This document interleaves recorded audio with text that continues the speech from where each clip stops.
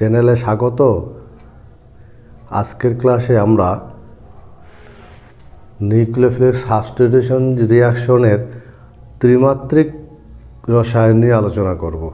অর্থাৎ আমরা যে প্রতিস্থাপন বিক্রিয়া আগের ক্লাসে দেখেছি, সেই প্রতিস্থাপন বিক্রিয়ারই ত্রিমাত্রিক রসায়ন নিয়ে আজকে আমরা আলোচনা করব।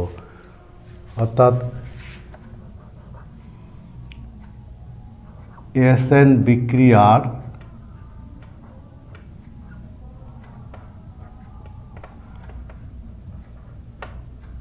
ত্রিমাত্রিক রসায়ন।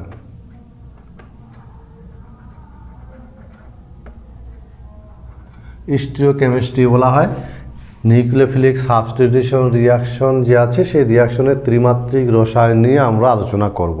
ঠিক আছে, তো এই আলোচনাটা ত্রিমাত্রিক রসায়ন নিয়ে আলোচনা করতে গেলে বেশ কিছু টার্ম আসবে, যে টার্মগুলো জানলে অনেক সুবিধা হয় বা সেই টার্মগুলো কিন্তু জানতে হয়। আমরা এরকম কিছু টার্ম নিয়ে আগে পরিচিতি লাভ করি। যেমন প্রথম টার্ম সমতল সমবর্তিত। সমতল সমবর্তিত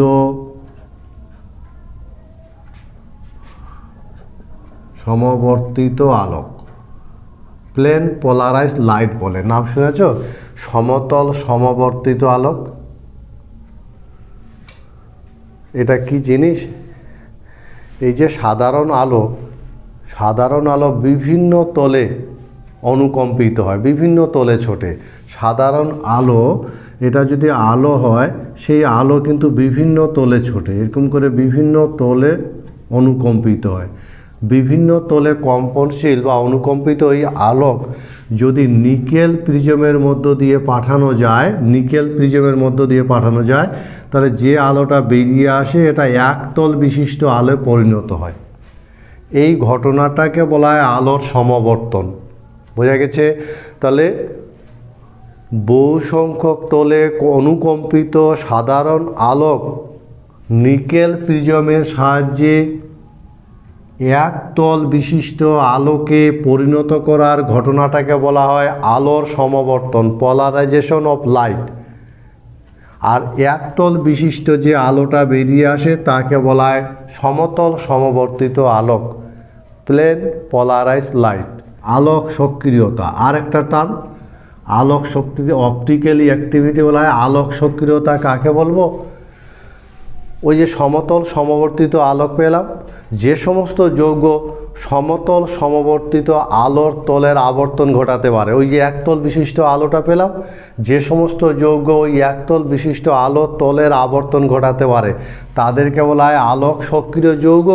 আর তাদের এই ঘটনাটাকে বলা হয় আলোক সক্রিয়তা। বোঝা গেছে? তাহলে আলোক সক্রিয়তা কী জিনিস? যে সমস্ত যৌগ সমতল সমবর্তিত আলোর তলের আবর্তন ঘটাতে পারে সেই সমস্ত যৌগকে বলা হয় আলোক সক্রিয় যৌগ। আর আলোক সক্রিয় যৌগের এই ধর্মকে বলা হয় আলোক সক্রিয়তা। এটা আর একটা টার্ম আমরা দেখলাম। তাহলে নিশ্চয় মনে থাকবে আলোক সক্রিয় কাকে বলা হবে? যেসব যৌগ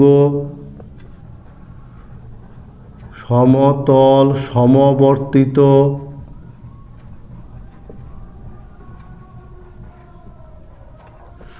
আলোর তলের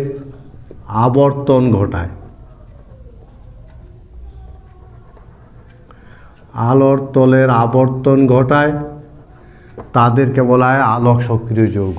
আর তাদের এই ধর্মটাকে বলা হয় আলোক সক্রিয়তা। বোঝা গেছে? যারা কি করবে? সমতল সমবর্তিত আলোর তলের আবর্তন ঘটাবে যে সমস্ত যৌগ, তাদের বলা হবে আলোক সক্রিয় যৌগ, এবং তাদের এই ধর্মটাকে বলা হবে আলোক সক্রিয়তা। বোঝা গেছে? আমরা পরের টার্ম চলে যাব। আলোকীয় আইসোমার আমরা কাকে বলবো? আলোকীয় আইসোমার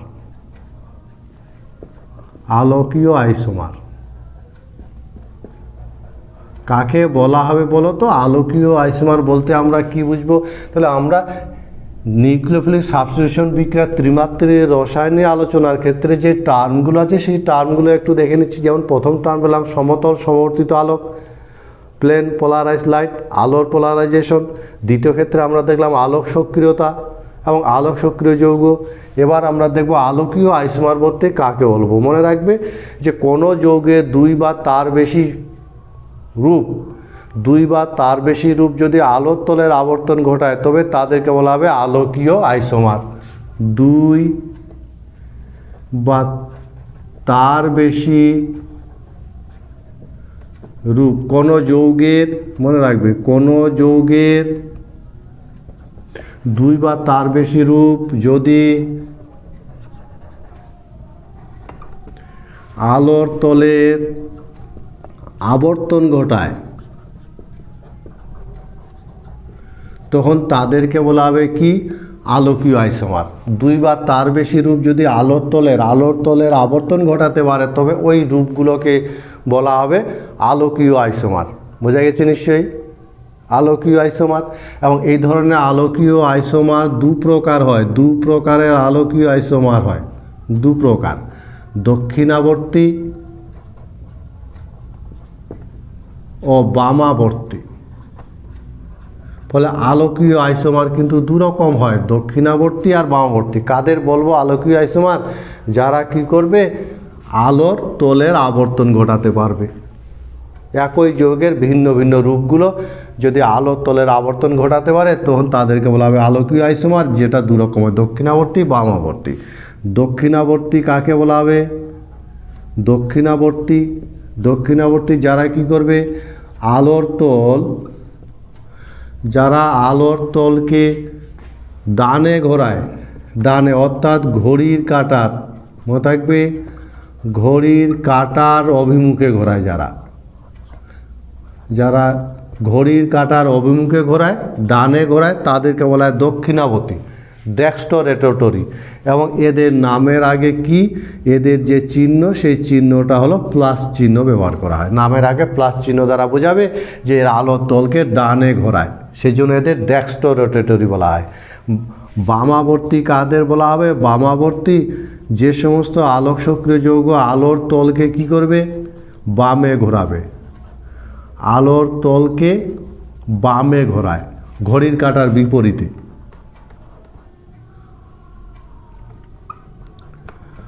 ঘড়ির কাঁটার বিপরীতে ঘোরায়, তাদের বামাবর্তী বলা হয়, ল্যাবরেটরি। এবং এদের যে চিহ্ন ব্যবহার করা হয় সেই চিহ্নটা হলো মাইনাস চিহ্ন। বলে নামের আগে মাইনাস চিহ্ন দ্বারা কি বোঝাবে যে এই যৌগটা আলোক সক্রিয়, কিন্তু এ কী করে আলোর তলকে ঘড়ির কাঁটার বিপরীত দিকে ঘোরায়, অর্থাৎ বামাবর্তী। এই হলো দক্ষিণাবর্তী, এই হলো বামাবর্তী, এই হলো আলোক সক্রিয় আইসোমার। নিশ্চয় বোঝা গেছে। আমরা চলে যাব পরের টার্ম, অপ্রতিসম কার্বন। কোনো জৈব যৌগের নাম শুনেছ? কাইরাল কার্বন, অপ্রতিসম কার্বন, অপ্রতিসম কার্বন, অপ্রতিসম কার্বন। কোনো কার্বন এর চারটি গ্রুপ বা পরমাণু যদি ভিন্ন হয়, চারটা গ্রুপে যদি আলাদা, কোনো কার্বনের সাথে যুক্ত চারটা গ্রুপে যদি আলাদা হয় তবে তোর সেই কার্বনটাকে বলা হবে অপ্রতিসম কার্বন। একে স্টিরিও সেন্টারও বলা হয়, স্টেরিও কেন্দ্র বলা হয়, স্টেরিও কেন্দ্র বলে। একে স্টেরিওজেনিক কার্বনও বলে, মনে থাকবে। এবং একে কি স্টার চিহ্ন দ্বারা প্রকাশ করা হয়, স্টার চিহ্ন দ্বারা প্রকাশ করা হয়। বোঝা গেছে? এই হলো অপ্রতিসম কার্বন। কোনো যৌগের মধ্যে যদি উদাহরণ হিসাবে যেমন মনে করো CH3 CH COOH HOH, এই যে ল্যাকটিক অ্যাসিড, এই কার্বনটা হলো অপ্রতিসম কার্বন। একে স্টার চিহ্ন দিয়ে প্রকাশ করা। এই কার্বনটা হলো অপ্রতিসম, কারণ এর সাথে যুক্ত চারটা গ্রুপ ভিন্ন। ফলে কোনো কার্বনের সাথে যুক্ত চারটা গ্রুপ যদি ভিন্ন হয় তাহলে সেই কার্বনটাকে বলা হয় অপ্রতিসম কার্বন। সেই কার্বনটাকে স্টিরিওজেনিক কার্বনও বলা হয় এবং স্টিরিও কেন্দ্রও বলা হয়। ঠিক আছে, এই হলো অপ্রতিসম কার্বন। আমরা এবার দেখে নিব অপ্রতিসম এবং প্রতিসম অণু কী জিনিস। প্রতিসম অণু, প্রতিসম অণু। কাকে বলা হবে প্রতিসম অণু? মনে রাখবে যে প্রতিসাম্য তল, প্রতিসাম্য কেন্দ্র বা প্রতিসাম্য অক্ষ। ঠিক আছে, তাহলে প্রতিসাম্য তল, প্রতিসাম্য বিন্দু বা প্রতিসাম্য পরিবর্ত কি পরিবর্ত প্রতিসাম্য অক্ষ। কোনো একটি যদি উপস্থিত থাকে, যে কোনো একটা যদি উপস্থিত থাকে, এক নাম্বার, অথবা যদি কি হয় দর্পণ প্রতিবিম্ব,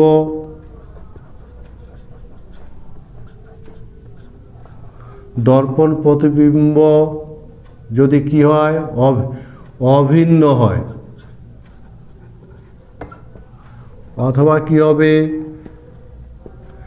দর্পণ প্রতিবিম্ব উপরিপাতযোগ্য হয়।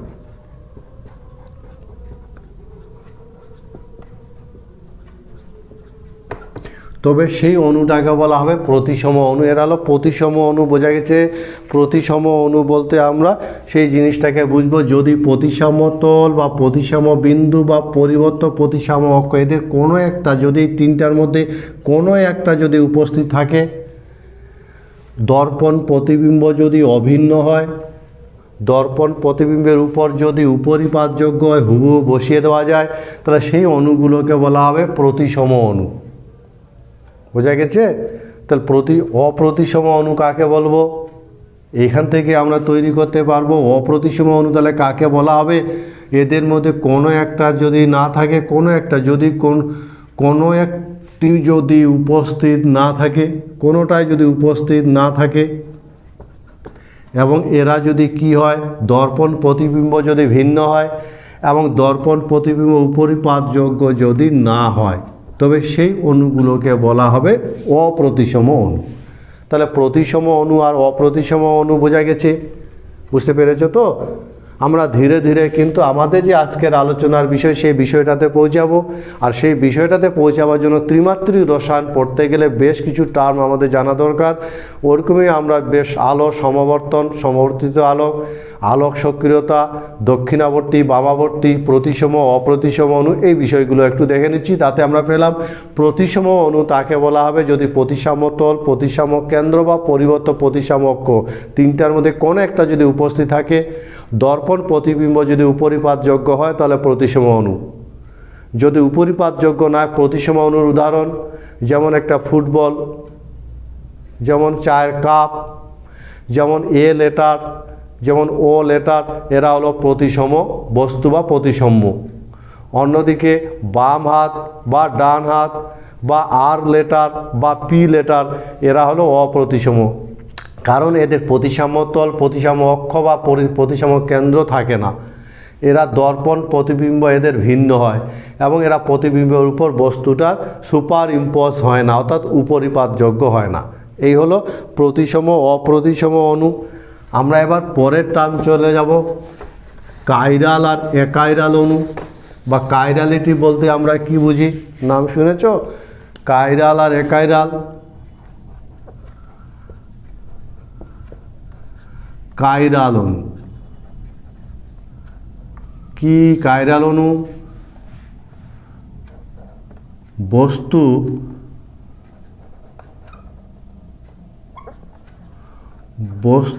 ও দর্পণ,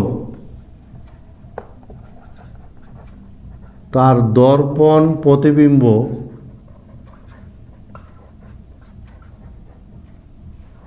যদি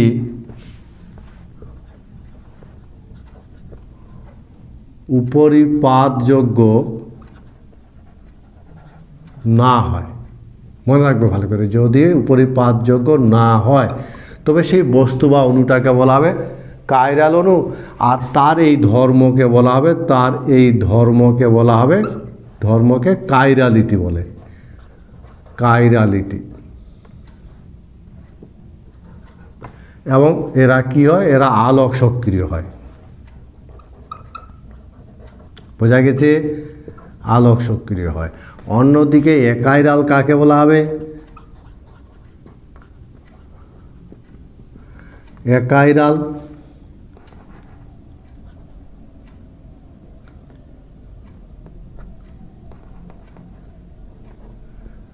একাইরাল কাকে বলা হবে বলো তো, যদি বস্তু ও তার দর্পণ প্রতিবিম্ব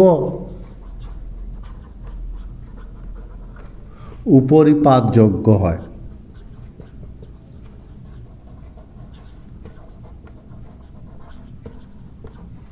তবে তাকে বলা হবে কাইরাল, তার এই ধর্মটাকে বলে একাইরালিটি, আর এই হলো কাইরাল। বোঝা গেছে নিশ্চয়ই এই দুটো টার্ম।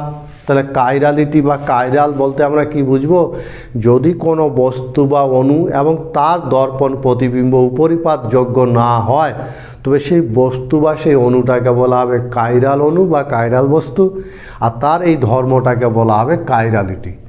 অন্যদিকে যদি কোনো বস্তু বা অণু এবং তার দর্পণ প্রতিবিম্ব সুপার ইম্পোজ হয়, উপরিপাতযোগ্য হয়, হুবহু দর্পণ প্রতিবিম্বের উপর তার বস্তুটাকেও বসিয়ে দেওয়া যায় পয়েন্ট টু পয়েন্ট সেম, তবে তাকে বলা হবে একাইরাল বস্তু, এবং একাইরাল বস্তু আলোক সক্রিয় হয় না।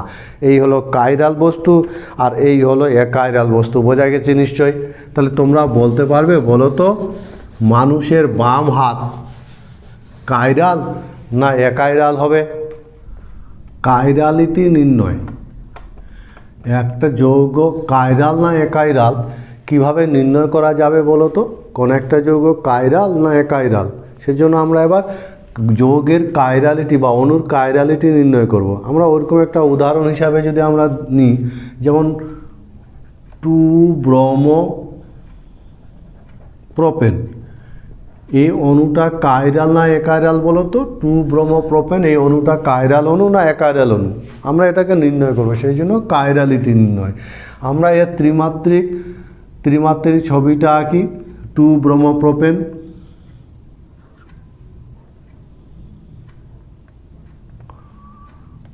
এইদিকে ব্রোমিন দেওয়া হলো,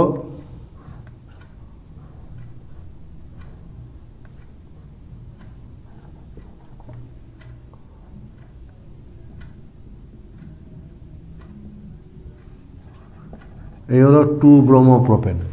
তো বলা যাবে এটা কাইরাল না একাইরাল? সেই জন্য কাইরালিটি নির্ণয় করার জন্য একে আমরা দর্পণের সামনে রাখব। দর্পণের সামনে রাখলে দর্পণ প্রতিবিম্ব আমরা দেখতে পাবো, তাই কিনা বলো?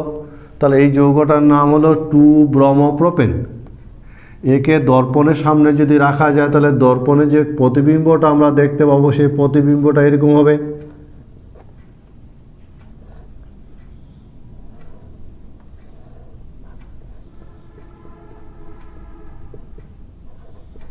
তাই কিনা বলো?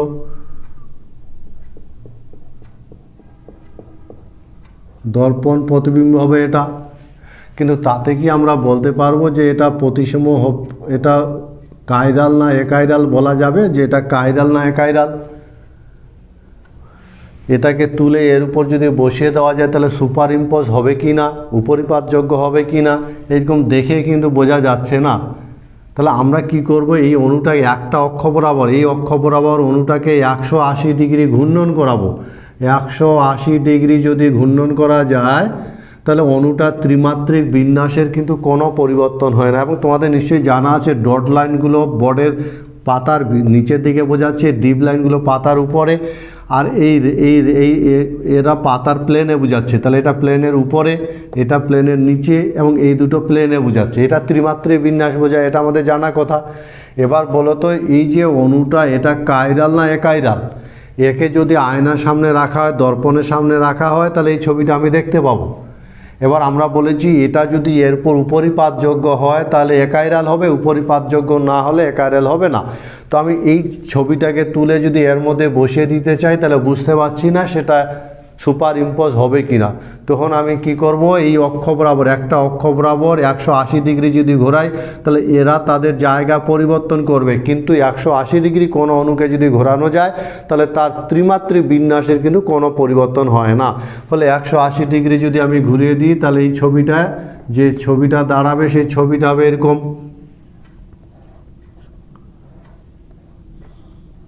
এই তিনটে, একটা গ্রুপকে স্থির রেখে তিনটা গ্রুপ তাদের জায়গা বদল করবে।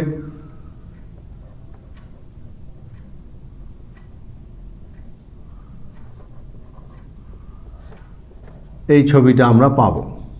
ঠিক আছে, এবার দেখো তাহলে 180 ডিগ্রি ঘোরালে যেহেতু ত্রিমাত্রিক বিন্যাসে কোনো পরিবর্তন হয় না, তাহলে এর দর্পণ প্রতিবিম্ব যে এটা পাবো, দেখো এটার সাথে এটা একদম মিলে আছে, এটা যা ছবি এটা তাই ছবি। দেখো সুপার ইম্পোজ, একে এর মধ্যে একটু বসিয়ে দেওয়া যাবে, উপরিপাতযোগ্য, এই কথা বোঝা গেছে। তাহলে এই জায়গা থেকে তাহলে আমরা সিদ্ধান্ত নিতে পারি কি, 2 ব্রোমোপ্রোপেন হলো একাইরাল অণু। একাইরাল অণু কেন একাইরাল অণু? কারণ কি বলতো, কারণ এর দর্পণ প্রতিবিম্ব উপরিপাতযোগ্য। বোঝা গেছে? এইভাবে আমরা কাইরালিটি কিন্তু নির্ণয় করতে পারি। বোঝা গেছে তো? আমরা আর একটা অণু নেওয়ার চেষ্টা করি, নিশ্চয়ই বোঝা গেছে।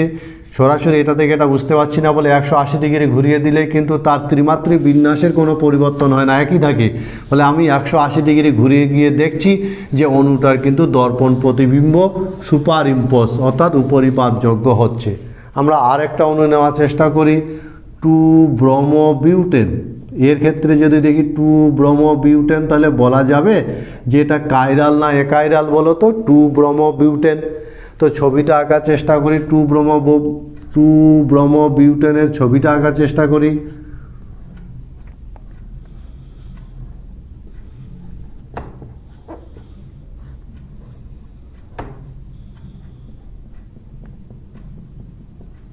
এই হলো 2-ব্রোমোবিউটেন। একে যদি দর্পণের সামনে রাখা হয় তাহলে যে ছবিটা আমরা দেখতে পাবো সেই ছবিটা কীরকম হবে,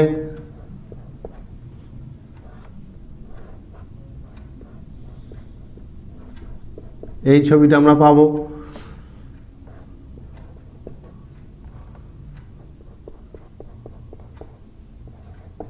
এই ছবিটা পাবো কি না বলো তো?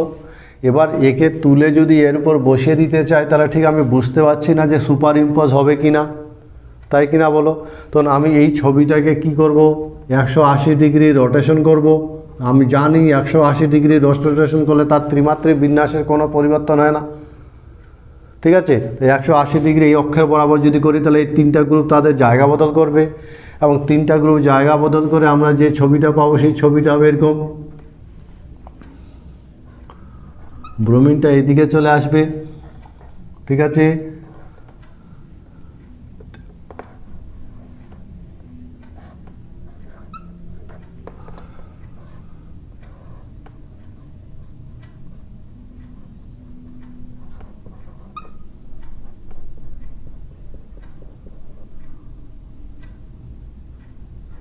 C2H5। দেখো এই ছবিটা তিনটা গ্রুপ তাদের জায়গা বদল করেছে, এটা এখানে গেছে, এটা এখানে এসছে, এটা এখানে এসছে, এই ছবিটা পাবো। তো বলো তো এই প্রথম ছবিটা 1 নম্বর ছবির সাথে 3 নম্বর ছবি, 1 নম্বর ছবি এবং 3 নম্বর ছবি কিন্তু উপরিপাতযোগ্য নয়। 1 নম্বর ও 3 নম্বর উপরিপাতযোগ্য নয়, ফলে অণুটি কি হবে, অণুটি হবে কাইরাল। এইভাবে আমরা কাইরালিটি নির্ণয় করি। বোঝাতে পেরেছি? তাহলে এই যে 2-ব্রোমোবিউটেন এটা কাইরাল না একাইরাল? এটা আমরা বলবো কাইরাল। কেন কাইরাল? কারণ এর দর্পণ প্রতিবিম্ব যার আর একটা ফর্ম হলো এটা, এটার সাথে এটার কিন্তু সুপার ইম্পোজ হবে না, অর্থাৎ একে তুলে পয়েন্ট টু পয়েন্ট হুবহু ওর মধ্যে বসিয়ে দেওয়া যাবে না। কারণ এখানে দেখতে পাচ্ছ এখানে C2H5 এখানে C2H5 গ্রুপ আছে, ফলে এটার সাথে এটার কিন্তু দর্পণ সম্বন্ধযুক্ত নয়। বোঝা গেছে কথাটা? সুপার ইম্পোজ হবে না, উপরিপাতযোগ্য হবে না। এইভাবে আমরা কাইরালিটি কিন্তু নির্ণয় করে থাকি। বোঝা গেছে? এবার আমরা কাইরালিটি নির্ণয়ের পর দেখব যে অপ্রতিসম কার্বন সংখ্যার সাথে আলোক সক্রিয়তার সম্পর্ক কীরূপ। অপ্রতিসম কার্বন সংখ্যা, অপ্রতিসম কার্বন সংখ্যাকে স্টার চিহ্ন দেওয়া প্রকাশ করায় অপ্রতিসম কার্বন সংখ্যা ও আলোক সক্রিয়তা। আলোক সক্রিয়তা এদের মধ্যে কোনো সম্পর্ক আছে কি না বলো তো? অপ্রতিসম কার্বন সংখ্যার সঙ্গে আলোক সক্রিয়তা। সেক্ষেত্রে কিন্তু মনে রাখবে যে অপ্রতিসম কার্বন সংখ্যা একটি হলে আলোক সক্রিয় হবে, এ বিষয়ে কোনো দ্বিমত নেই, আলোক সক্রিয় হবে। বোঝা গেছে? অপ্রতিসম কার্বনের সংখ্যা যদি একটা হয় তাহলে সেক্ষেত্রে তারা আলোক সক্রিয় হবেই, কিন্তু অপ্রতিসম কার্বনের সংখ্যা একাধিক হলে আলোক সক্রিয় নিষ্ক্রিয় দুটোই হতে পারে। আলোক সক্রিয় হতেও পারে, নাও হতে পারে। এই কথা বোঝা গেছে যে একটা যদি অপ্রতিসম কার্বন থাকে তাহলে সেই অণুটা কিন্তু কি হয়, সেই অণুটা একটি অপ্রতিসম কার্বন সংখ্যা একটি হলে সেটা আলোক সক্রিয় হয় এবং অণুটা কিন্তু কাইরাল হয়। কিন্তু একের বেশি যদি অপ্রতিসম কার্বন থাকে তাহলে আলোক সক্রিয় হতেও পারে, নাও হতে পারে। উভয় ধরনের উদাহরণ আছে। যেমন দেখো, উদাহরণ যদি দেওয়া যায়, যেমন এই অণুটার কথা দেখো, এই যে অণুটা COOH OH OH HH, এটা হলো প্লাস টার্টারিক অ্যাসিড। বোঝা গেছে? এর মধ্যে অপ্রতিসম কার্বনের সংখ্যা, এইখানে একটা অপ্রতিসম কার্বন আছে, এখানে একটা দুটো অপ্রতিসম কার্বন আছে, অথচ এটা আলোক সক্রিয়। বোঝা গেছে? তাহলে অপ্রতিসম কার্বন সংখ্যা কত? 2, কিন্তু এটা আলোক সক্রিয়। আবার আমরা যদি দেখি মেসোটার্টারিক অ্যাসিড, নাম শুনেছ মেসোটার্টারিক অ্যাসিড, COOH OH, এটার নাম মেসোটার্টারিক অ্যাসিড।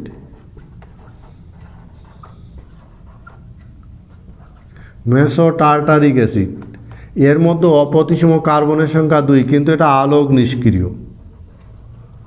নিষ্ক্রিয়। কথাটা বোঝা গেল? তাহলে অপ্রতিসম কার্বনের সংখ্যা একের বেশি আলোক সক্রিয় হতেও পারে, নাও হতে পারে। একের বেশি অপ্রতিসম কার্বন সংখ্যা, যেমন প্লাস টার্টারিক অ্যাসিড, আলোক সক্রিয়। একের বেশি অপ্রতিসম কার্বন সংখ্যা, যেমন 1, 2 মেসোটার্টারিক অ্যাসিড, আলোক নিষ্ক্রিয়। ফলে একের বেশি অপ্রতিসম কার্বন হলে আলোক সক্রিয় হতেও পারে, নাও হতে পারে। আবার দেখো, একটাও অপ্রতিসম কার্বন নেই অথচ আলোক সক্রিয়, এরকমও যৌগ আমাদের জানা আছে। একটার, যেমন এই যৌগটা,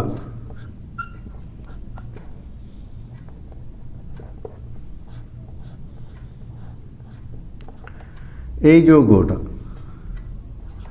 যৌগটা একটাও অপ্রতিসম কার্বন নেই অথচ এই যৌগটা আলোক সক্রিয়।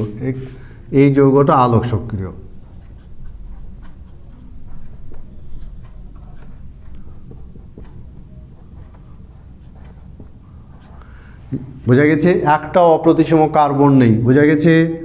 অপ্রতিসম কার্বন নেই কিন্তু আলোক সক্রিয়। এই যৌগটা নাম 1,3-ডাইক্লোরোপ্রোপাডাইন। তাহলে 1,3-ডাইক্লোরোপ্রোপাডাইন, এটার একটাও অপ্রতিসম কার্বন না থাকলেও আলোক সক্রিয়। সুতরাং একের বেশি অপ্রতিসম কার্বন থাকলে আলোক সক্রিয় হতেও পারে, নাও হতে পারে। তাহলে এখান থেকে আমরা কি সিদ্ধান্তে আসতে পারি? আলোক সক্রিয়তার শর্ত কী হবে? তাহলে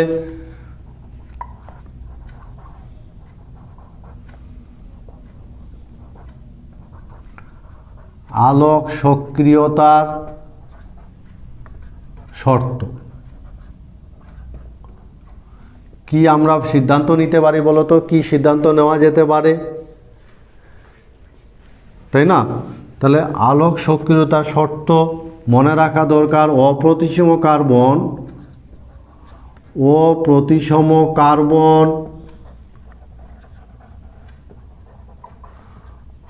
আলোক সক্রিয়তার শর্ত নয়। মনে থাকবে, এটাই কিন্তু একমাত্র শর্ত নয়। ঠিক আছে, অণু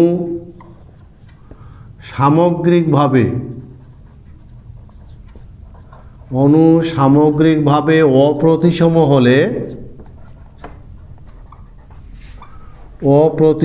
হলে আলোক সক্রিয় হয়।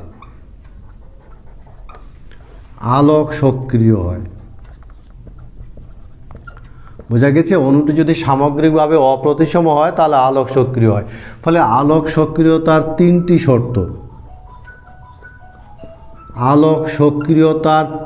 শর্ত, বর্তমান তিনটি শর্ত। আলোক সক্রিয়তার তিনটি শর্ত কি? এক নাম্বার হলো অপ্রতিসম কার্বনের সংখ্যা, অপ্রতিসম কার্বন সংখ্যা একটি। বোঝা গেছে? অপ্রতিসম কার্বনের সংখ্যা হবে একটি, এক নাম্বার। দু নাম্বার হবে দর্পণ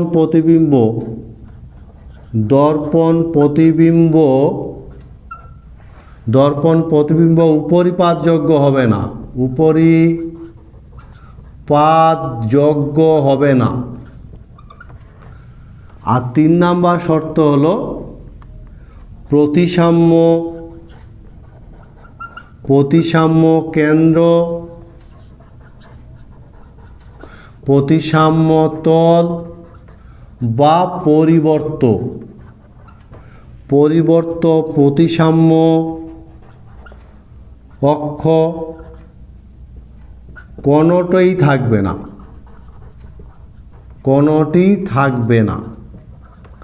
এই হলো শর্ত। বোঝা গেছে নিশ্চয়ই? তাহলে কোনো একটা যৌগ আলোক সক্রিয়তার শর্ত কি? মনে রাখা দরকার যে অপ্রতিসম কার্বন কিন্তু একমাত্র শর্ত নয়। সামগ্রিকভাবে অণুটা যদি অপ্রতিসম হয় তবে আলোক সক্রিয় হবে, এবং আলোক সক্রিয়তার শর্ত হিসাবে আমরা বলতে পারি যদি অপ্রতিসম কার্বন সংখ্যা একটি হয় তাহলে আলোক সক্রিয় হবে, এ বিষয়ে কোনো দ্বিমত নেই। যদি দর্পণ প্রতিবিম্ব উপরিপাতযোগ্য না হয় তাহলে আলোক সক্রিয় হবে, এ বিষয়ে কোনো সন্দেহ নেই। আর প্রতিসাম্য তল, প্রতিসাম্য কেন্দ্র বা পরিবর্ত প্রতিসাম্য অক্ষ এদের মধ্যে কোনোটাই যদি না থাকে তাহলে কিন্তু সেক্ষেত্রে আলোক সক্রিয় হবে। তো বোঝা গেছে? এলিল নাম শুনেছ? এলিল বলে একজন বিজ্ঞানী দেখিয়েছেন যে তার বইতে দেখিয়েছেন প্রতিসাম্যের কোনো উপাদান উপস্থিত নেই অথচ অণুটা আলোক সক্রিয় নয়। এইরকমও কিন্তু উদাহরণ আছে, মনে থাকবে কথাটা। তাহলে এলিল তার বইতে দেখিয়েছেন প্রতিসাম্যের কোনো উপাদান উপস্থিত না থাকা সত্ত্বেও আলোক নিষ্ক্রিয়, এরকমও অণুর কিন্তু অস্তিত্ব আছে। সুতরাং আলোক সক্রিয়তার, মনে রাখবে, আলোক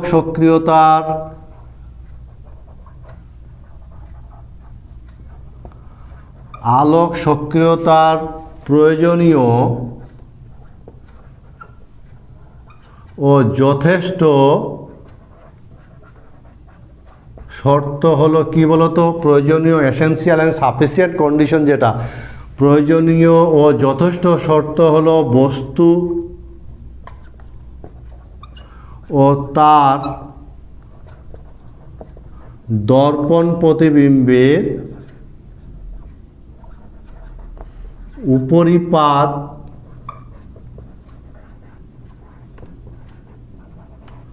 উপরিপাতযোগ্যহীনতা। এই হলো প্রয়োজনীয় এবং যথেষ্ট শর্ত। দর্পণ আর তার যে বস্তু এবং তার দর্পণ প্রতিবিম্ব যে আছে তার উপরিপাতযোগ্যহীনতা হলো প্রয়োজনীয় এবং যথেষ্ট শর্ত। তোমরা বলতে পারবে মেসো টার্টারিক অ্যাসিডে অপ্রতিসম কার্বনের সংখ্যা কটা? এনানসিওমার। স্টিরিওকেমিস্ট্রির আরেকটা টার্ম, ইম্পর্টেন্ট একটা টার্ম, এনানসিওমার। কাকে বলবো? এনানসিওমার বলতে আমরা কি বুঝি? ঠিক আছে, মনে রাখবে দুটি আলোকীয় আইসোমার,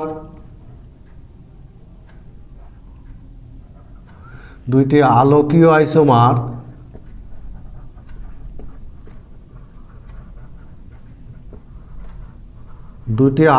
আইসোমারকে বলা হবে এনানসিওমার। দুটি আলোকীয় আইসোমার যারা কি দর্পণ সম্পর্কযুক্ত। দর্পণ সম্বন্ধযুক্ত, মনে থাকবে। তাহলে এনানসিওমার কাকে বলা হবে? দুটো আলোকীয় আইসোমার যারা দর্পণ সম্বন্ধযুক্ত। দর্পণ প্রতিবিম্ব, মনে রাখবে, দর্পণ প্রতিবিম্ব সম্পর্কযুক্ত দুটো আলোকীয় আইসোমারকে বলা হবে এনানসিওমার। ঠিক আছে, যেমন উদাহরণ দিয়ে যদি দেখি, ল্যাকটিক অ্যাসিড, নাম শুনেছ ল্যাকটিক অ্যাসিড। ল্যাকটিক অ্যাসিডে দুটো আইসোমার আছে। ল্যাকটিক অ্যাসিড, এই ল্যাকটিক অ্যাসিডের দুটো আইসোমার আছে, যে দুটো আইসোমার পরস্পর দর্পণ সম্বন্ধযুক্ত এবং এদেরকে এনানসিওমার বলে। যেমন দেখো, ল্যাকটিক অ্যাসিডের যদি ছবিটা অঙ্কন করি,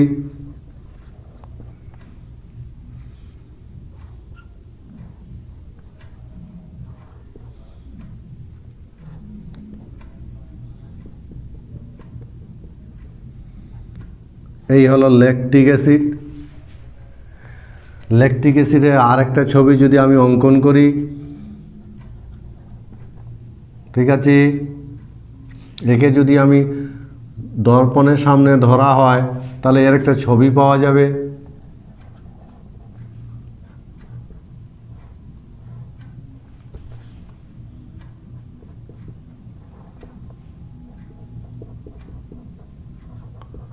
দেখো, এই যে ল্যাকটিক অ্যাসিড, এটার নাম প্লাস ল্যাকটিক অ্যাসিড,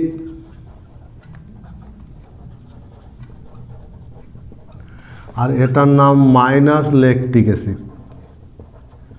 আর এই দুটো ল্যাকটিক অ্যাসিডের দুটো আইসোমার, এবং এই দুটো আইসোমারকে বলা হয় এনানসিওমার।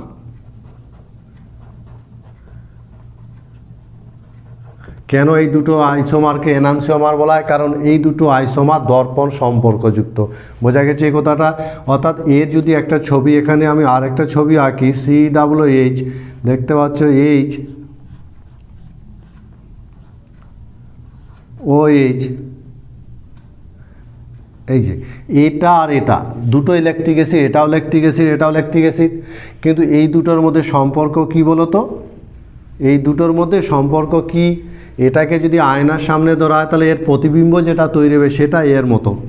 সেজন্য এই দুটোর মধ্যে তাহলে সম্পর্ক কিসে? দর্পণ প্রতিবিম্বের সম্পর্কযুক্ত। ফলে এই দুটো আলোকীয় আইসোমার, কিন্তু কি ধরনের আইসোমার? এনানসিওমার। দর্পণ প্রতিবিম্ব সম্বন্ধযুক্ত এরকম আইসোমারকে বলা হয় এনানসিওমার। বোঝা গেছে?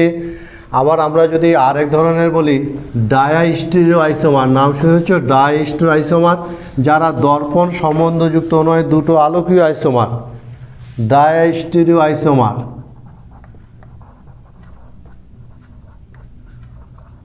ডায়াস্টেরিও আইসোমার কাকে বলা হবে? ডায়াস্টেরিও আইসোমার দর্পণ প্রতিবিম্ব, দর্পণ প্রতিবিম্ব সম্পর্কযুক্ত নয় এমন দুটি আইসোমার, এমন দুটি আইসোমার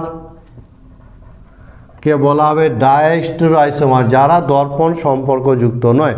যেমন উদাহরণ দিয়ে যদি বলি, 2-bromo-3-chloropentane, এই ছবিটা আঁকাবার চেষ্টা করি। দেখো, এই CH3C2H5 ব্রোমিন ক্লোরিন, এই হলো 2-bromo-3-chloropentane।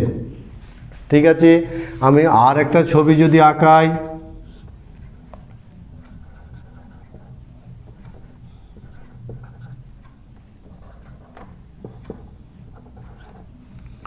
দেখো এই ছবি দুটো বলো তো, 1 নাম্বার এবং 2 নাম্বার ছবি, এই দুটো আইসোমার।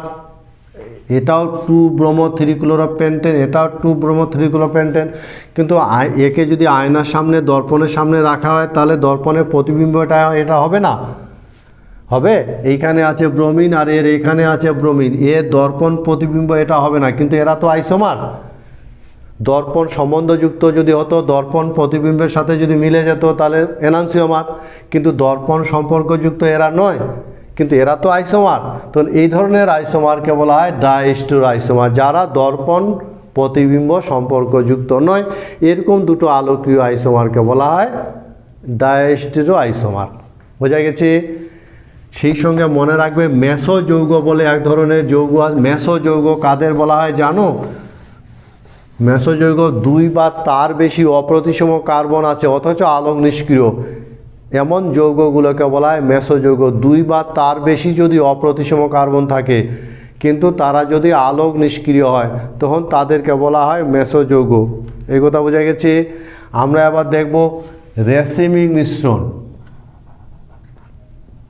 রেসিমিক মিশ্রণ নাম শুনেছ? রেসিমিক মিশ্রণ এবং রেসিমাইজেশন। মনে রাখবে কি দুটি এনানসিওমারের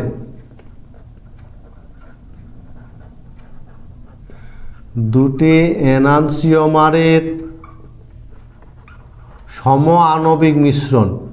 মনে থাকবে? সম আণবিক মিশ্রণকে বলা হয় রেসিমিক মিশ্রণ। দুটি এনানসিওমারের সম আণবিক মিশ্রণকে বলা হয় রেসিমিক মিশ্রণ। মনে থাকবে নিশ্চয়? এবং রেসিমিক মিশ্রণ মনে রাখবে এরা আলোক নিষ্ক্রিয় হয়। আলোক নিষ্ক্রিয়। কেন এরা আলোক নিষ্ক্রিয় হয়? কারণ রেসিমিক মিশ্রণের একটির ডান আবর্তন অন্যটির বাম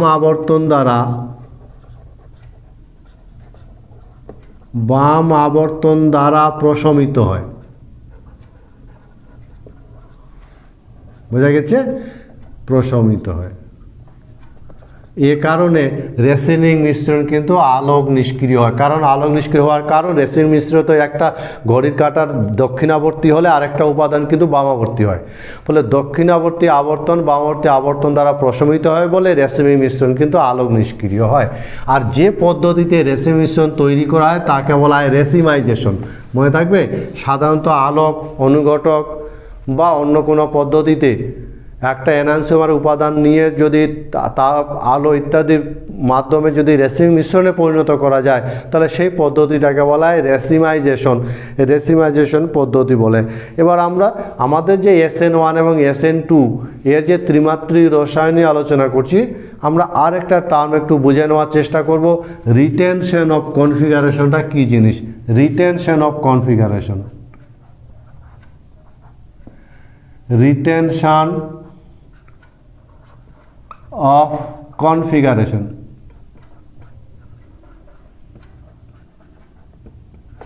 কনফিগারেশনের ঠিক বাংলাটা ত্রিমাত্রিক বিন্যাস। আমরা যদি কোনো একটা অপ্রতিসম কার্বনের চারদিকে যে 4টা গ্রুপ আছে তার একটা মডেল তৈরি করি, তার যে ত্রিমাত্রিক বিন্যাসটা, সেই ত্রিমাত্রিক বিন্যাসটাকে বলা হয় কনফিগারেশন। বোঝা গেছে? আর রিটেনশন অফ কনফিগারেশন কাকে বলবো? যদি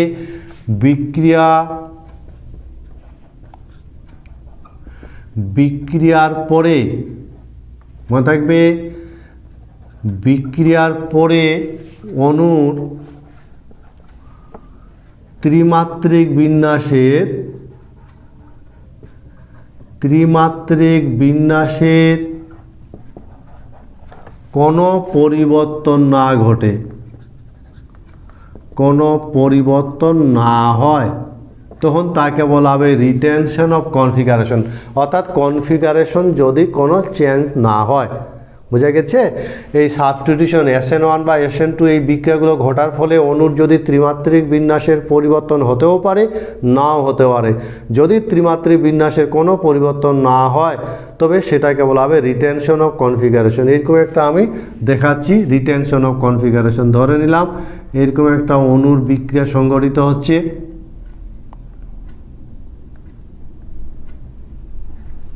C2H5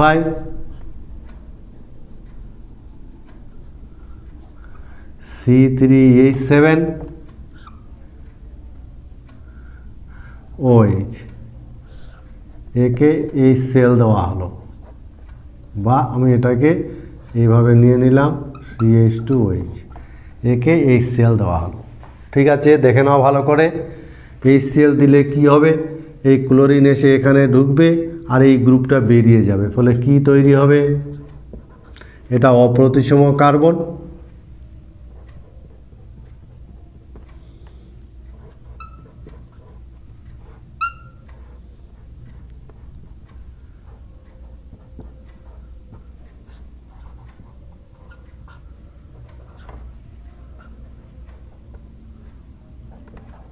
দেখো তো, অপ্রতিসম কার্বনটার ত্রিমাত্রিক বিন্যাস বিক্রিয়া ঘটার আগে যা ছিল, বিক্রিয়া ঘটার পরও তাই এই জায়গার গ্রুপ বেরিয়ে চলে গেছে, সিএল ঢুকে গেছে, কিন্তু অপ্রতিসম কার্বনটার ত্রিমাত্রিক বিন্যাসের কোনো পরিবর্তন ঘটেছে কি না বলো?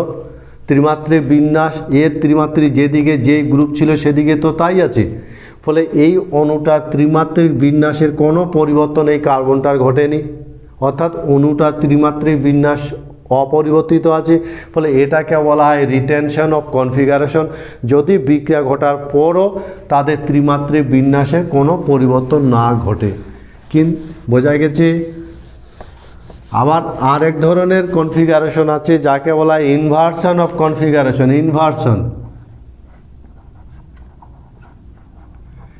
Inversion of configuration.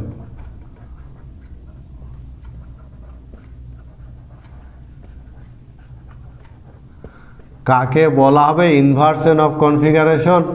এক্ষেত্রে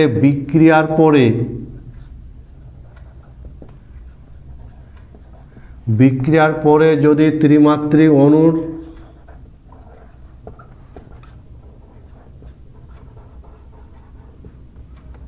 ত্রিমাত্রিক বিন্যাস উল্টে যায়,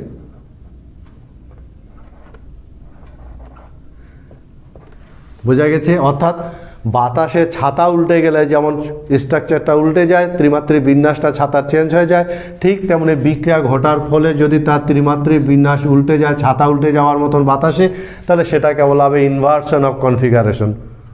বোঝা গেছে?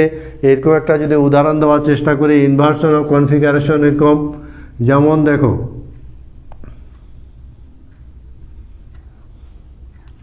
C3H7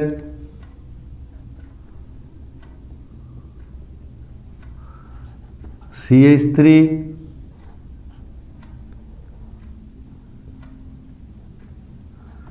C2H5 Br, এবং এই বিক্রিয়াটাতে কি হচ্ছে, OH আক্রমণ করছে এই দিক থেকে, আর এই অণুটা বেরিয়ে যাচ্ছে। দেখে নাও, এটা হলো অপ্রতিসম কার্বন, এর এই ত্রিমাত্রিক বিন্যাস হলো এটা। ঠিক আছে? বিক্রিয়া ঘটার ফলে কি হলো? বিক্রিয়া ঘটার ফলে তার ত্রিমাত্রিক বিন্যাসটা এরকম হয়ে গেল।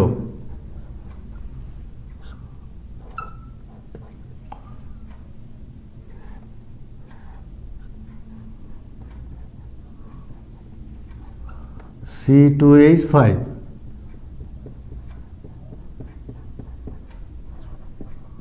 দেখো ছিল, হয়ে গেল এটা। বোঝা গেছে? ছাতা যেমন বাতাসে, প্রবল বাতাসে যেমন ছাতা উল্টে যায় স্ট্রাকচার, ঠিক তেমনই স্ট্রাকচারটা উল্টে গেল। এটাকে বলা হবে ইনভার্সন অফ কনফিগারেশন। বোঝা গেছে? ফলে দু ধরনের কনফিগারেশন কিন্তু প্রতিস্থাপন বিক্রিয়া ঘটার সম্ভাবনা আছে। সেখানে SN1 বা SN2-তে কি হবে? ইনভার্সন হবে না রিটেনশন হবে। এই বিষয়টাকেই বলা হয় ত্রিমাত্রিক রসায়ন। বোঝা গেছে? ফলে SN2 বিক্রিয়ার ত্রিমাত্রিক রসায়ন, এই হলো আমাদের আলোচনার মূল বিষয়বস্তু, ত্রিমাত্রিক রসায়ন। SN2 বিক্রিয়ার ক্ষেত্রে কি হবে বলো তো? SN2 বিক্রিয়ার ক্ষেত্রে কি ঘটে? লিভিং গ্রুপ এর বিপরীতে নিউক্লিওফাইল আক্রমণ করে, তাই কিনা লিভিং গ্রুপ যেদিকে বেরিয়ে যায় তার বিপরীত দিক থেকে কিন্তু কি করে? বিপরীত দিক থেকে নিউক্লিওফাইল আক্রমণ করে। বোঝা গেছে? ফলে কি হয়? অণুর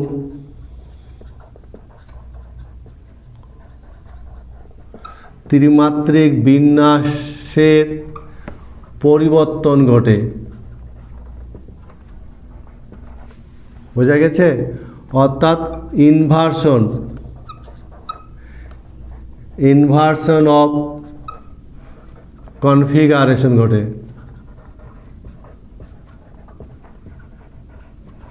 তাহলে SN2 বিক্রিয়া কিন্তু কি ঘটে? ইনভার্সন অফ কনফিগারেশন ঘটে। কেন ঘটে? যেহেতু লিভিং গ্রুপের বিপরীত দিক থেকে নিউক্লিওফাইল আক্রমণ করে, সে কারণে SN2 বিক্রিয়া কিন্তু কি ঘটে? ইনভার্সন অফ কনফিগারেশন ঘটে। একটু আগে আমি দেখালাম কিভাবে ইনভার্সন অফ কনফিগারেশনটা ঘটছে। অন্যদিকে SN1 এর ক্ষেত্রে যদি বলি তাহলে কি হবে বলো তো?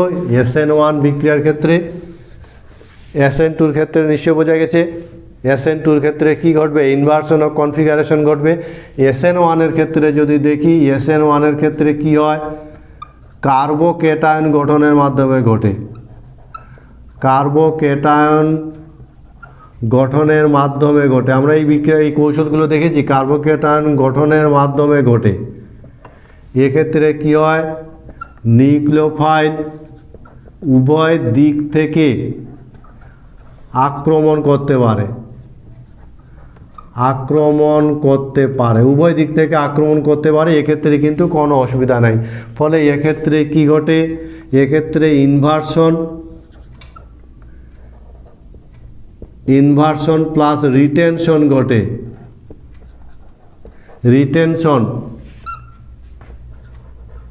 রিটেনশন ঘটে, ফলে র্যাসিমিক মিশ্রণ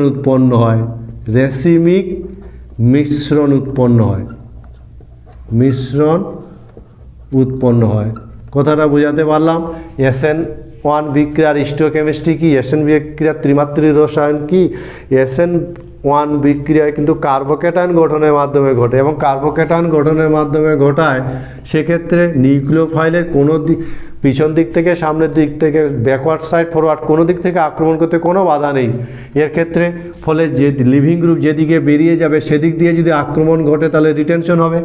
তার বিপরীত দিক থেকে যদি আক্রমণ ঘটে ইনভার্সন ঘটবে। দুটোই কিন্তু এখানে ঘটে 50% একদম কোনো 50% ঘটে। ফলে এর ফলে কী হয়? আমরা একটা রেসিমিক মিশ্রণ পাই। আমরা এরকম একটা বিক্রিয়া একটু দেখে নিব। SN1-এ কোন দিকে রিটেনশন ঘটে এবং কোন দিকে ইনভার্সন ঘটে, এরকম একটা বিক্রিয়া আমরা দেখে নেওয়ার চেষ্টা করি। ঠিক আছে?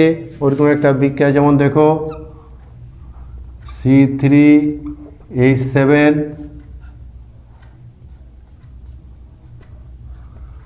C2H5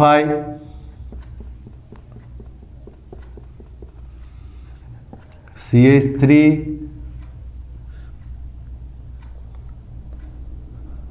Br। ঠিক আছে? এবার এটা যখন বেরিয়ে যাবে, যখন জল দেওয়া হবে তখন এটা বেরিয়ে যাবে, বেরিয়ে গিয়ে এই কার্বোক্যাটায়নটা তৈরি হবে।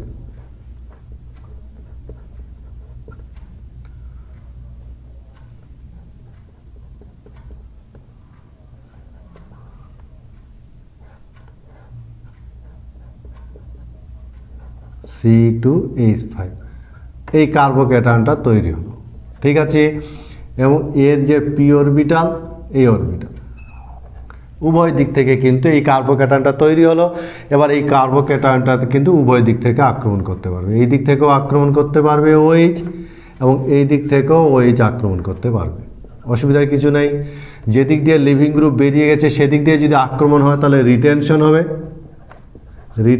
হবে, তাই কিনা বলো? আর যদি যেদিক দিয়ে লিভিং গ্রুপ বেরিয়ে গেছে তার উল্টো দিক থেকে আক্রমণ করে, তাহলে এই দিক থেকে যদি আক্রমণ করে তাহলে এক্ষেত্রে কী হবে? ইনভার্সন হবে। এবং এর ফলে এই দিক থেকে যদি আক্রমণ করে যৌগটা কি তৈরি হবে?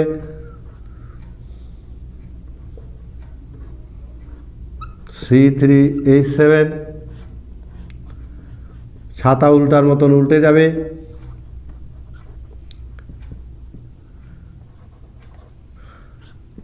এই যৌগটা তৈরি হবে।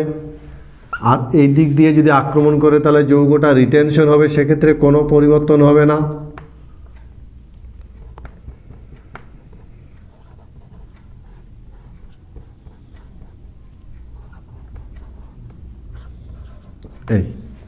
এর ফলে এটাও পাওয়া যাবে, এটাও 50% হবে।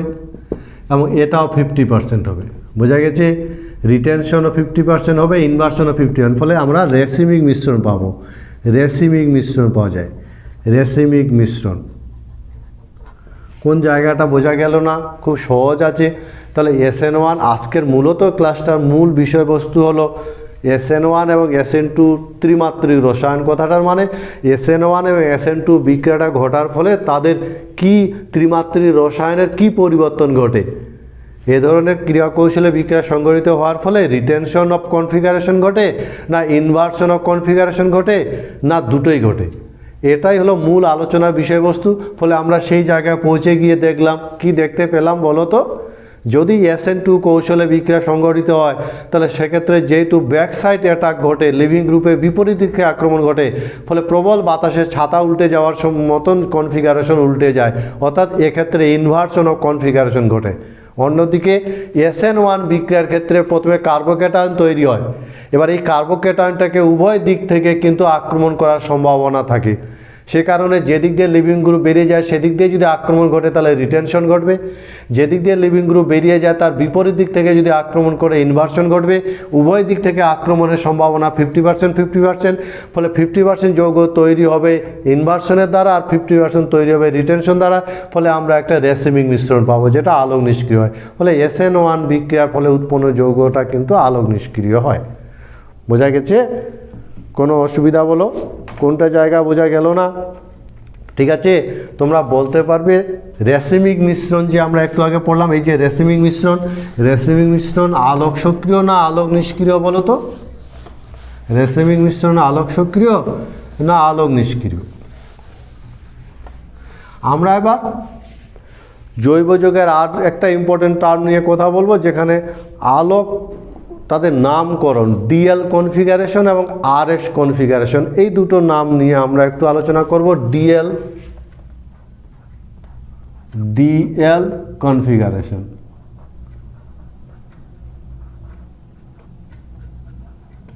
বা একে আমরা নামকরণও বলতে পারি। ডিএল নামকরণ শুনেছ? ডি গ্লুকোজ, এল গ্লুকোজ, কখন বলা হয়, কেন বলা হয় বলতে পারবে? তো মনে রাখবে যে একটা যৌগের নাম ডি হবে না এল হবে, সেটা কিন্তু রেফারেন্স হিসাবে আমরা এই যৌগটাকে ধরে নিই। CHO, CH2OH, মনে থাকবে কথাটা, আর OH, আমরা এই যৌগটার সাথে রেফারেন্স হিসাবে আমরা কিন্তু ধরে নিই। আমার কথা বোঝা গেছে? খুব সহজ আছে জিনিসটা, একটু দেখে নাও। আমরা রেফারেন্স হিসাবে কিন্তু এইরকম একটা অণু আছে, আর একটা অণু যেমন মনে করো, অথবা এখানে আমি OH করে দিলাম, এখানে H করে দিলাম, এই অণুটার সাথে একে বলা হয় ডি গ্লিসারলডিহাইড।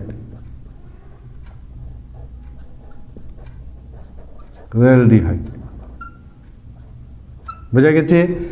এর সাথে তুলনা করে কিন্তু বিভিন্ন যৌগের নামকরণ করা হয়। এই যে OH গ্রুপ ডান দিকে, উলম্ব রেখার ডান দিকে না বাঁ দিকে, এই কথা বোঝা গেছে? তো এর সাথে তুলনা করে কোন একটা যৌগকে আমরা এইভাবে সাজিয়ে নিই। কোন একটা যৌগকে RCHX R', উপর থেকে নিচে প্রায়োরিটি অনুযায়ী যে অপ্রতিসম কার্বনকে সবসময় উপরে রাখার চেষ্টা করব, অপ্রতিসম কার্বন যেটা কম নম্বর পাবে সেটাকে উপরে রাখার চেষ্টা করব, এবং এক্স হাইড্রোজেন ছাড়া যে কোনো পরমাণু বোঝাবে। এক্স যদি ডান দিকে থাকে তাহলে তার নামের আগে, যদি ডান দিকে থাকে তাহলে তার নামের আগে আমরা ডি শব্দ ব্যবহার করব, আর যদি বাঁ দিকে থাকে তাহলে তার বাম দিকে যদি থাকে তাহলে তার নামের আগে আমরা এল শব্দ ব্যবহার করব। এই বোঝা গেছে?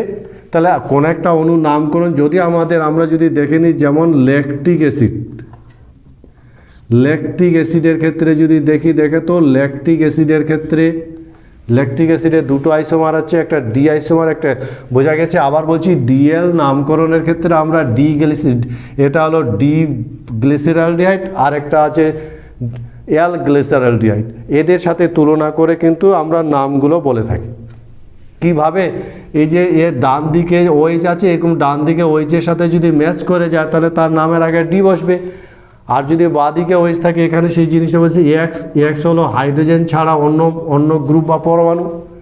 সেটা যদি ডান দিকে থাকে তাহলে তার নামের আগে ডি বসবে, যদি বাঁ দিকে থাকে তার নামের আগে কিন্তু এল বসবে।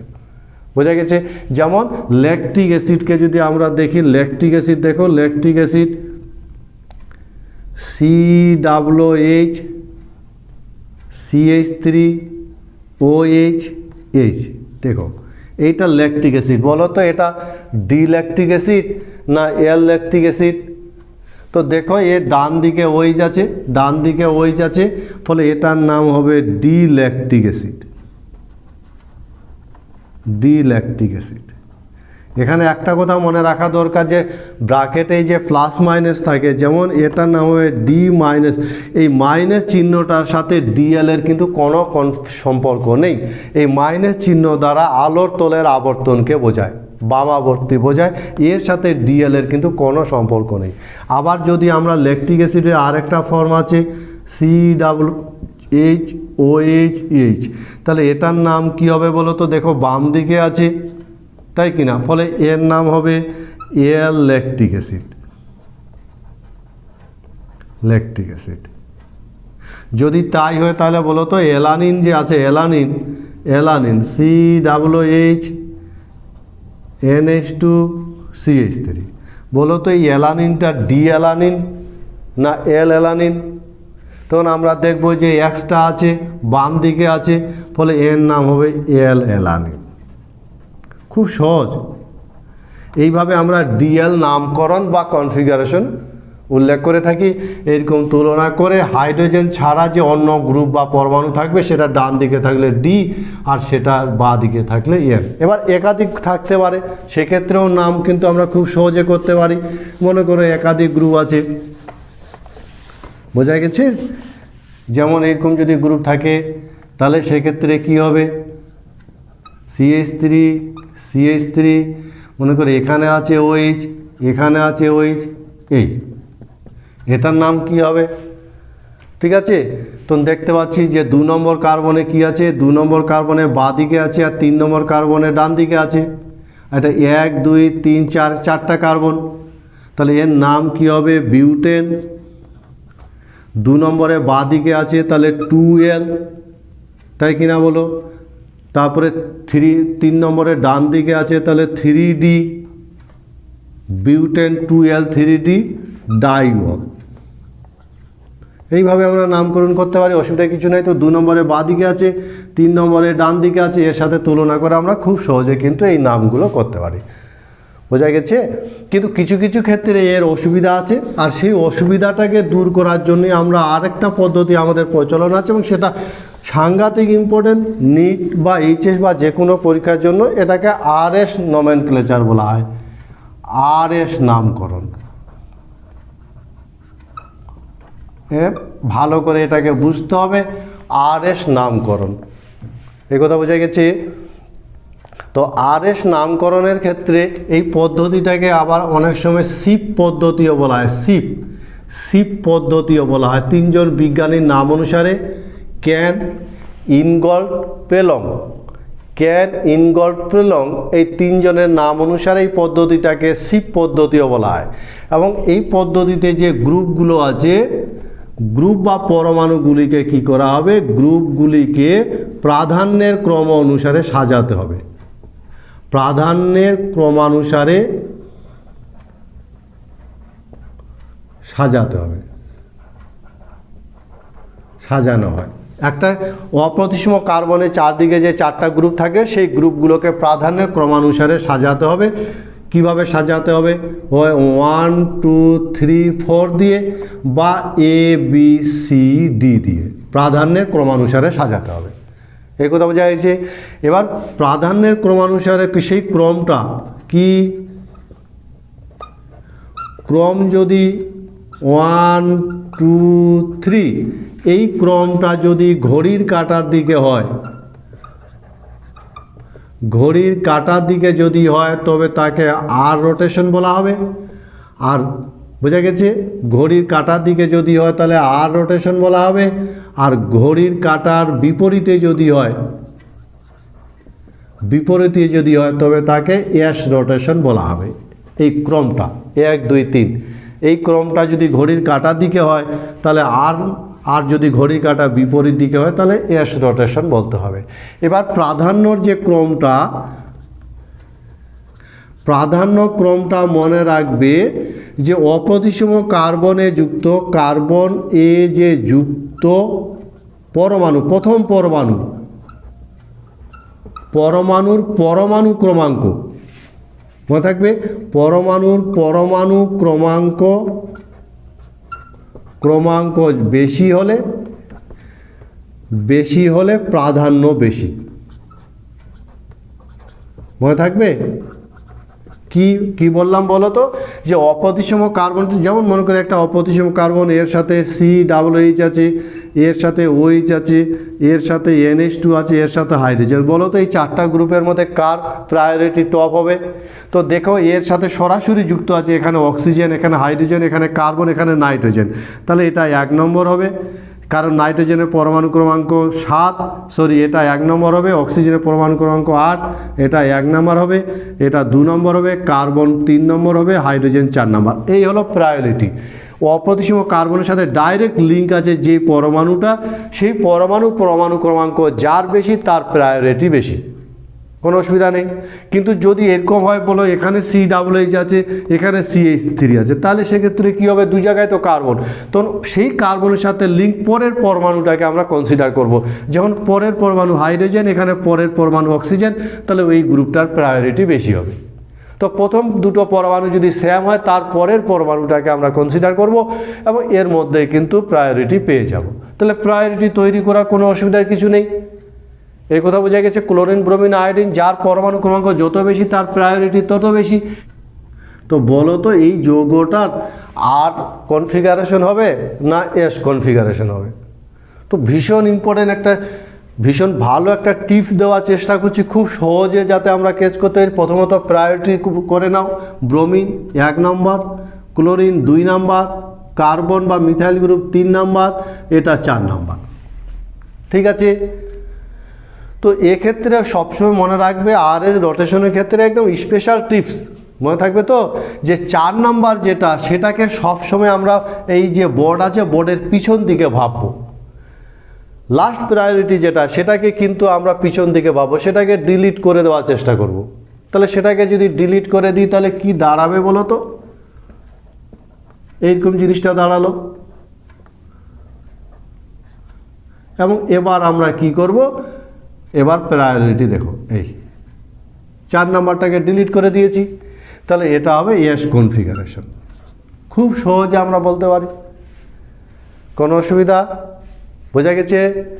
আমি আর একটা উদাহরণ দিচ্ছি, তাহলে মনে রাখবে 4 নাম্বারটাকে আমরা সব সময় এমন দিক থেকে, অপ্রতিসম কার্বনটাকে এমন দিক থেকে তাকানো হবে যাতে 4 নাম্বারটাকে আমরা কিন্তু দেখতে না পাই। এই দিক দিয়ে তাকাবো। ঘড়ির ক্লক ওয়াইজ যদি হয় তাহলে আর রোটেশন, অ্যান্টি ক্লক ওয়াইজ যদি হয় তাহলে এস রোটেশন। খুব ইজি করে, খুব সহজ করে দেখো কি রোটেশন হবে বলতে পারবে এটা বলো তো? এক্ষেত্রে দেখো আগে প্রায়োরিটি লিস্ট করে নিই। এটা 1 নম্বর, এটা 2 নম্বর, এটা 3 নম্বর, এটা 4 নম্বর।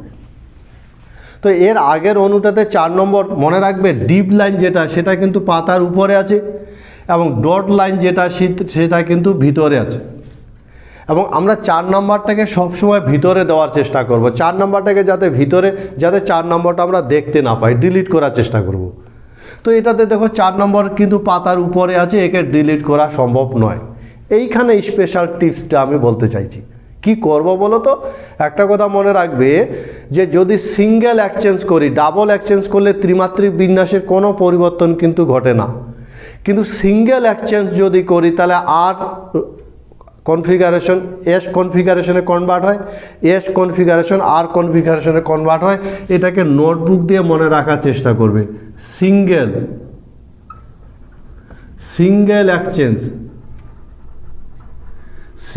এক্সচেঞ্জে কি হবে, আর থাকলে এস হবে আর এস থাকলে আর হয়, কনফিগারেশন চেঞ্জ হয়।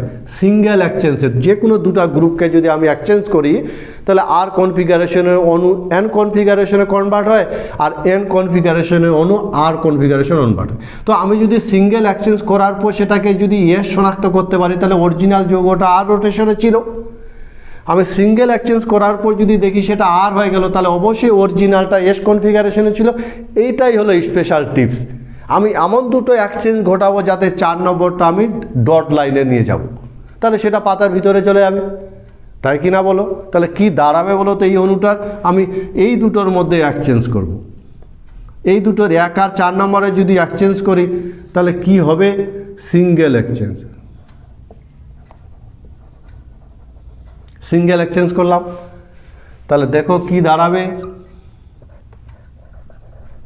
না হলে কিন্তু আমার বলতে অসুবিধা আছে, আমি এখান থেকে কিন্তু আর না এস বুঝতেই পারবো না যে কোনটা 4 নাম্বারটা। আমি এমনভাবে তাকাবো 4 নাম্বারটা আমি পাবো না, তাহলে কিন্তু তাকানো খুব কষ্টকর। অথচ এটা খুব ইজি, একদম ইজি করে বলে দেওয়া যেতে পারে। আমি এই দুটো গ্রুপে যেহেতু এই 4 নাম্বারটাকে ডট লাইনে নিয়ে যাব, এখানে নিয়ে যাব, ঠিক আছে? তাহলে এই জিনিসটা হলো। তাহলে 4 নাম্বার যদি ডট লাইনে নিয়ে যাই এবং সেটাকে যদি ডিলিট করে দিই, আর তাহলে NH2 এখানে চলে আসলো। দেখো এবার এ রোটেশন দেখবো, আর যেটা 4 নাম্বারে গেলো সেটাকে ডিলিট করে দিলাম, সেটাকে দেখবো না। আমি এমন দিকে তাকাবো যাতে সেটা দেখতে পাচ্ছি না, সেটা দেখতেও পাচ্ছি না, ভিতরে চলে গেছে সেটা, তাই কিনা বলো? খুব ইজি। দেখো এবার দেখো, এটা 1 নম্বর ছিল, এটা 2 নম্বর ছিল, এটা 3 নম্বর ছিল। তাহলে রোটেশন 1 থেকে 2 থেকে 3 যদি যায় তাহলে এস রোটেশন। এস রোটেশন যদি হয় তাহলে অরিজিনাল যৌগটা কি রোটেশন ছিল? আর রোটেশন। ফলে এই যৌগটা রোটেশন হলো আর, বা এটা আর দিয়ে নামকরণটা করতে হবে, বাকিটা IUPACতে নামকরণ করতে হবে। ফলে খুব সহজে কিন্তু আমরা এরকম নামকরণ করতে পারি। বোঝাতে পারলাম? বোঝা গেছে?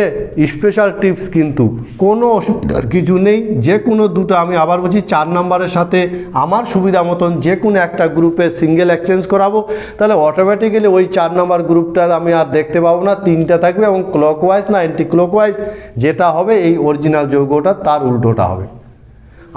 এক্ষেত্রেও দেখো কি প্রায়োরিটি, এটা 1 নম্বর, এটা 2 নম্বর, এটা 3 নম্বর, এটা 4 নম্বর। এক্ষেত্রেও কিন্তু 4 নম্বরটা প্লেনে আছে, ভিতরে নেই। তাহলে আমাকে এখানে সিঙ্গেল, সবসময় সিঙ্গেল এক্সচেঞ্জ করতে হবে এমন কোনো কথা নেই, কিন্তু প্রয়োজন হলে আমি সিঙ্গেল এক্সচেঞ্জ করে নিব। সিঙ্গেল এক্সচেঞ্জ করার দরকার না হলে তাহলে তো বুঝতেই পারছি, ইজিলি বলে দিতে পারবো এটা যদি 4 নম্বরে থাকতে সেটা ডিলিট করে দিয়ে বাকিটা করতাম। তাহলে দেখো এক্ষেত্রে কিন্তু আমি কি করব? এক্সচেঞ্জ করব, এটার সাথে এটা এক্সচেঞ্জ করব। তাহলে সিঙ্গেল এক্সচেঞ্জ যদি করি তাহলে কি হবে?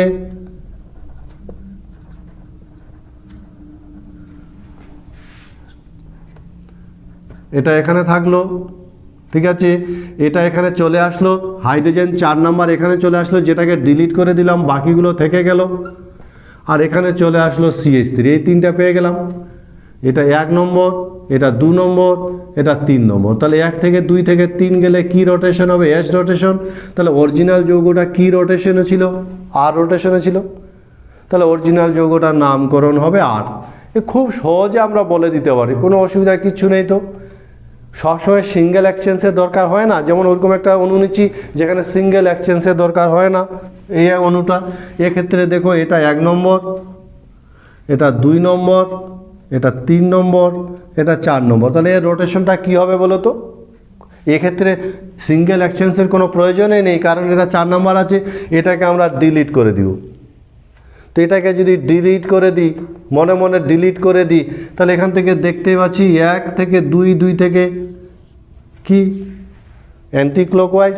ফলে এর নাম হবে এস কনফিগারেশন। কোনো অসুবিধা কিছু নেই। যদি সিঙ্গেল এক্সচেঞ্জের দরকার না হয় তাহলে সরাসরি বলবো, যদি দরকার হয় খুব সহজে সিঙ্গেল এক্সচেঞ্জে আমরা করে নিতে পারবো। এই RS রোটেশন এটা ভালো করে মনে রাখার চেষ্টা করবে, খুব সহজ কিন্তু। অন্যদিকে ফিশার প্রজেকশন সবসময় ত্রিমাত্রিক গঠনে নাও থাকতে পারে অণুগুলো, ফিশার প্রজেকশনে উলম্ব আর অনুভূমিক রেখায় থাকতে পারে। সেক্ষেত্রে ফিশার প্রজেকশনে সেক্ষেত্রে কিন্তু ফিশার প্রজেকশনে সেক্ষেত্রে উলম্ব বা অনুভূমিক রেখার সাথে একটা সম্পর্ক আছে। এই ধরনের রেখার ক্ষেত্রে মনে রাখবে যে 4 নং যদি উপরে বা নিচে থাকে, মনে থাকবে, উপরে বা নিচে 4 নং উলম্ব রেখার উপরে বা নিচে যদি থাকে, উপরে বা নিচে যদি থাকে, বোঝা গেছে কথাটা? উপরে বা নিচে আছে, তাহলে সেক্ষেত্রে যদি ঘড়ির কাঁটার দিকে হয়, ক্লকওয়াইজ যদি হয়, ঘড়ির কাঁটার দিকে যদি হয় তাহলে আর রোটেশন হবে, আর বিপরীত দিকে যদি হয় তাহলে এস রোটেশন হবে। উপর নিচে হলে কোনো অসুবিধার কিছু নেই। ঘড়ির কাঁটার দিকে যদি হয় তাহলে আর রোটেশন, আর ঘড়ির কাঁটার বিপরীত দিকে যদি হয় এস রোটেশন। কিন্তু 4 নং গ্রুপ যদি ডানে বা বামে হয়, অনুভূমিক ডানে বা বামে যদি হয়, তাহলে সেক্ষেত্রে ঘড়ির কাঁটার দিকে যদি হয় তাহলে সেক্ষেত্রে এস রোটেশন হবে, আর ঘড়ির কাঁটার বিপরীত দিকে যদি হয়, বিপরীত হলে কিন্তু আর রোটেশন। এবার কিন্তু উল্টো হবে। এটা হলো ফিশার প্রজেকশনে এই উপরে নিচে বা ডানে বামে বা অনুভূমিক উলম্ব দিয়ে আমরা বলে থাকি। বোঝা গেছে? এরকম যদি একটা দুটা উদাহরণ নিই তাহলে বলো দেখি কি হওয়া উচিত। যেমন এরকম একটা উদাহরণ নিচ্ছি, দেখো, যেমন CH3 Br COOH, এখানে আছে ব্রোমিন, এখানে আছে হাইড্রোজেন, এখানে আছে CH3। বলো তো এর রোটেশনটা কি হবে, আর না এস? তখন আমরা গ্রুপে প্রায়োরিটি দেখি। এটা 1 নম্বর, এটা 2 নম্বর, এটা 3 নম্বর, এটা 4 নম্বর। তাহলে 4 নম্বরটা কি আছে বলো তো, ডানে বামে আছে। এবার 1 থেকে 2 থেকে যদি 3-এ যায় তাহলে ঘড়ির কাঁটার বিপরীত দিকে, ঘড়ির কাঁটার দিকে নয়, ঘড়ির কাঁটার বিপরীত দিকে। তাহলে ঘড়ির কাঁটার বিপরীত দিকে যদি হয় তাহলে এটা হবে আর রোটেশন। খুব সহজে কিন্তু আমরা ফিশার প্রজেকশনে বলতে পারি যে এই যে 4 নম্বর যেটা, সেটা ডানে বামে আছে না উপর নিচে আছে। ডানে বামে থাকলে এরকম হবে, উপর নিচে থাকলে এরকম হবে। আমরা এরকম কিন্তু খুব সহজে বলতে পারি। আমরা আর একটা যদি নিই, দেখো তাহলে বলো দেখি এটার ক্ষেত্রে কি হবে। COOH Br CH3 বলো তো এটা এস রোটেশন হবে না আর রোটেশন হবে, বলতে পারবে? ঠিক আছে, দেখো এটা 1 নম্বর, এটা 2 নম্বর, এটা 3 নম্বর, এটা 4 নম্বর। ডানে বামে আছে। 1 থেকে 2 থেকে 3 যদি যায় তাহলে ঘড়ির কাঁটার দিকে। তো ঘড়ির কাঁটার দিকে যদি হয় তাহলে এস রোটেশন হবে, যেহেতু ডানে বামে আছে। এইভাবে আমরা খুব সহজে আর রোটেশন না এস রোটেশন বলে দিতে পারি। তোমরা বলতে পারবে যে শিপ অনুযায়ী COOH আর CHO কোন গ্রুপটার প্রাধান্য বেশি বলো তো? প্রাধান্য বেশি, এদের মধ্যে কোন গ্রুপটার প্রাধান্য বেশি বলতে পারবে? আর এই হলো আজকের ভীষণ ইম্পর্টেন্ট, কেমিস্ট্রির ভীষণ ইম্পর্টেন্ট একটা টপিকস।